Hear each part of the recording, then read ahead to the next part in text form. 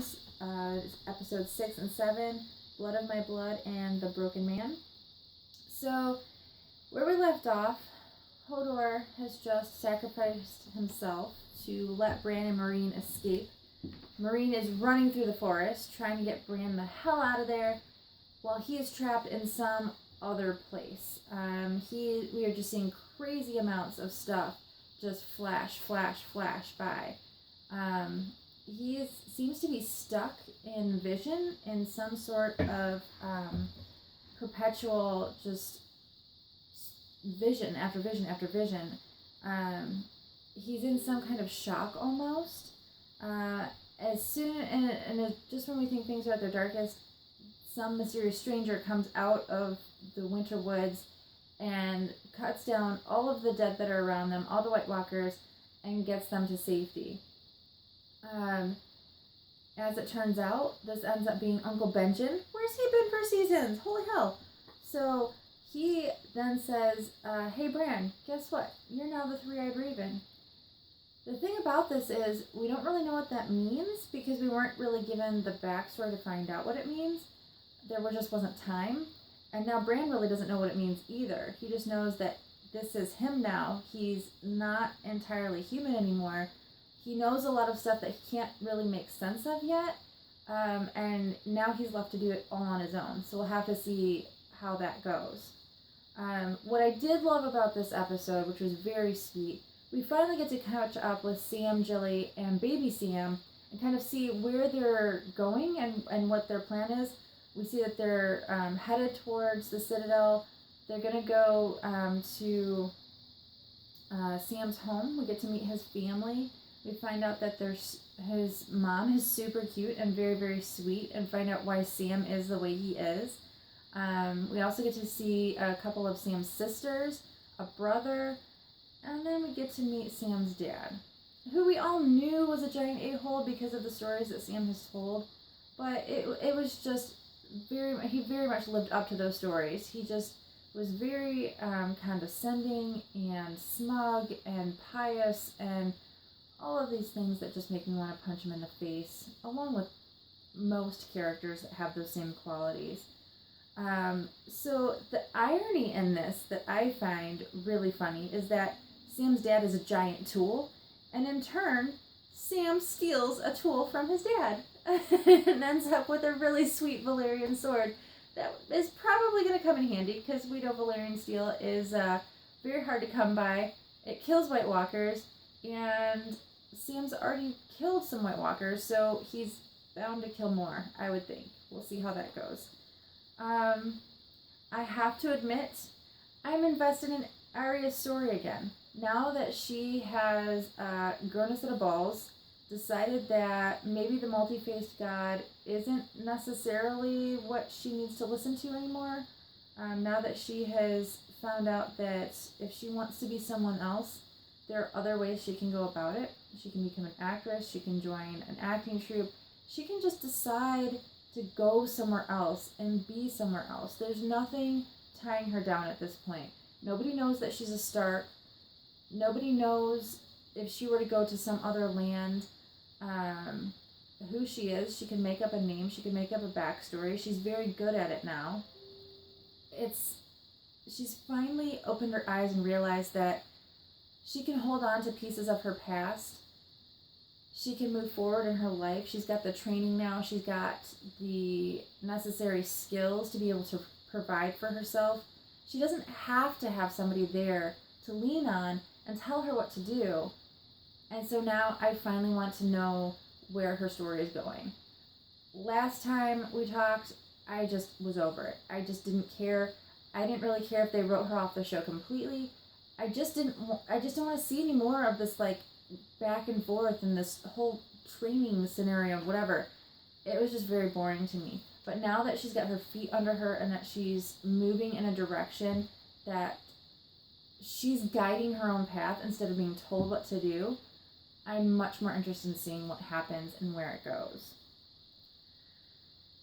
Next, we get to see Jaime take on the High Sparrow and this beautiful plan that they execute to perfection just falls to crap right in front of them. And it's all undermined by people that are supposed to be on their side. Tommen, in his naive little wisdom, just decides that he needs his bride back more than he needs to be on top of everything and get rid of the people that are weighing him down, basically. He makes a deal with the devil, more or less, to be able to get Margaery back. And it's somewhat Margaery's doing. She talks him into it, and it's just, it's really kind of heartbreaking. I don't necessarily like Jaime and Cersei. I don't necessarily like the Lannisters in general. I do love Margaery's grandma, and I cannot for the life of me remember her name right now, but I love the Highgarden family. I think they're just hilarious. They crack me up. They remind me a lot of my own grandparents, I think, which is why I like them so much. But I just, to see this whole thing that they finally, the two houses come together to orchestrate the retrieval of their children and to try to sort things out and get balance back in the kingdom, separate that church and state, so to speak, and then just to see it fall to crap so quickly. It was heartbreaking. I didn't want to be on Jaime's side, but I found myself really just being like, what the fuck just happened? What are we looking at right now?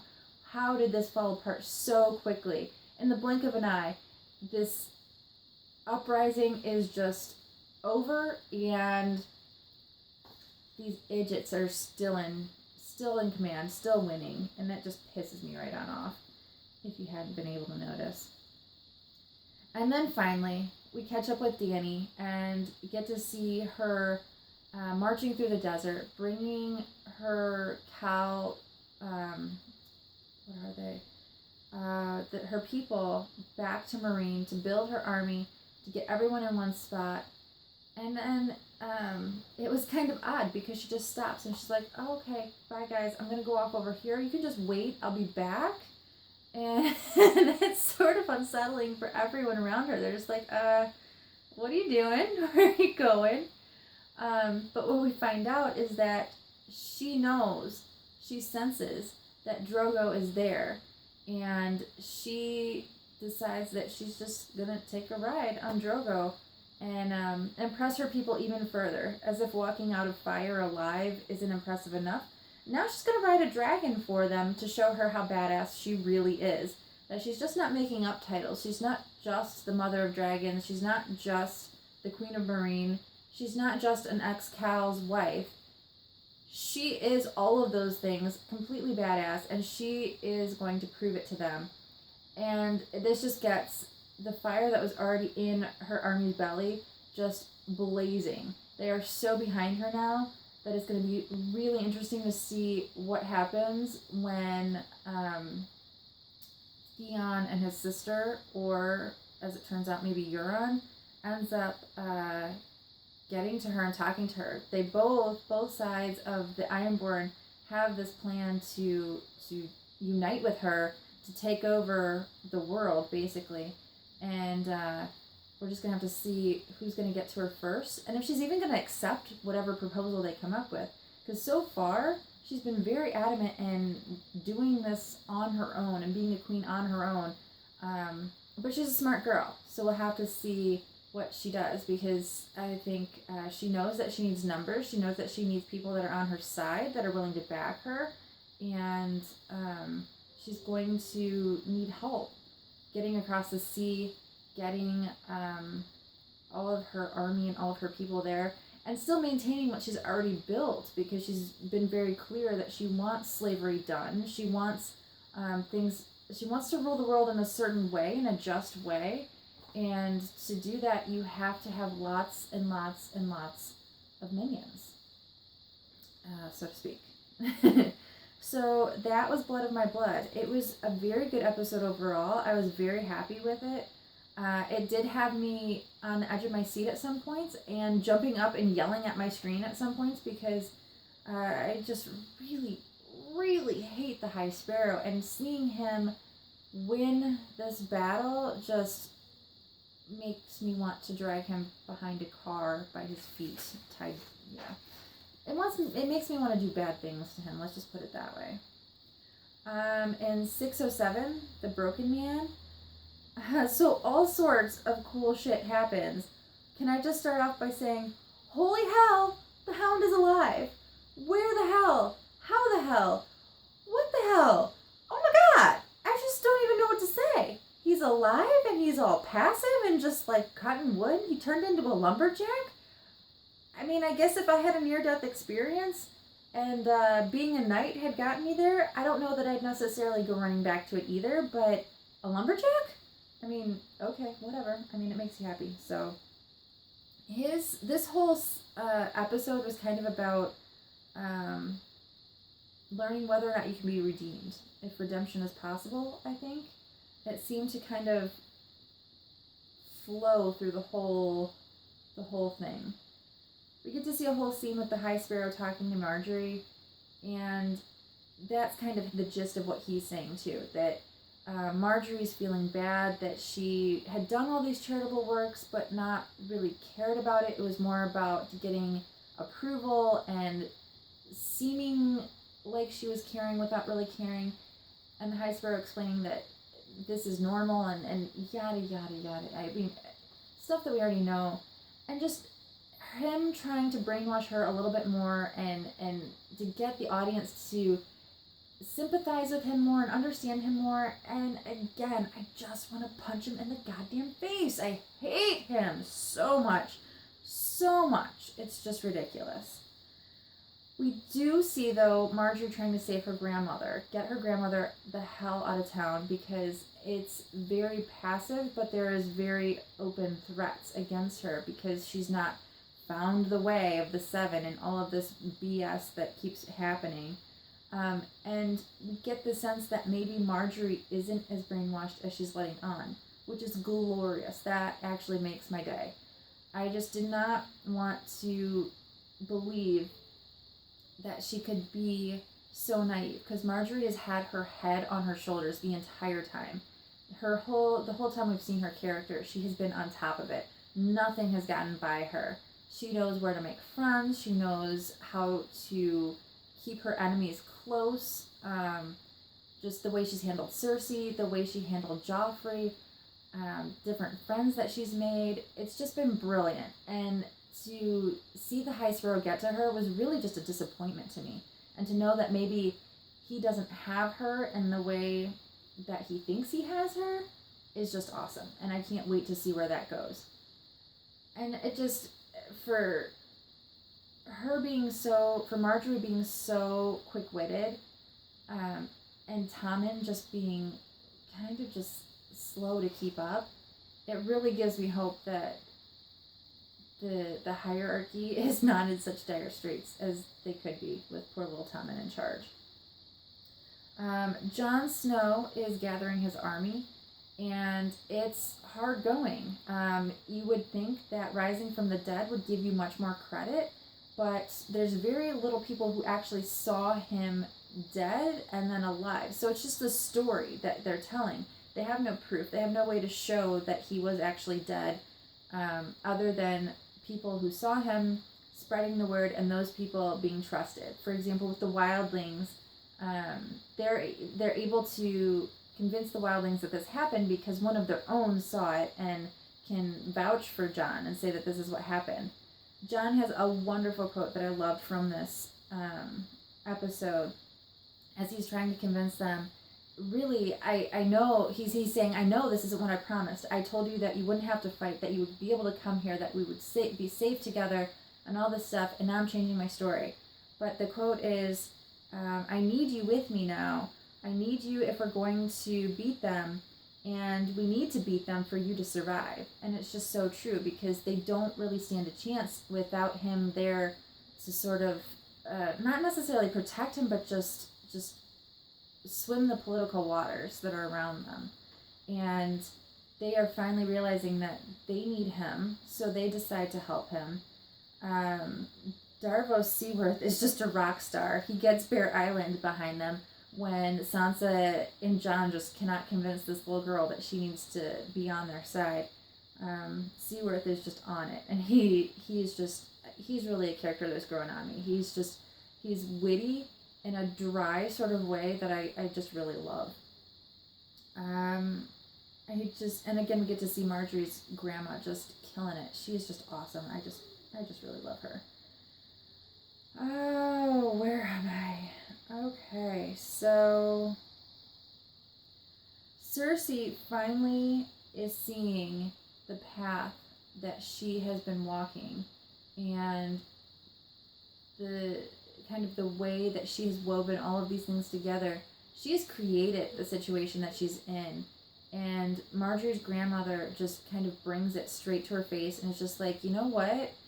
You made this mess, you clean it up. I'm getting the hell out of here. It's not my problem. You figure it out.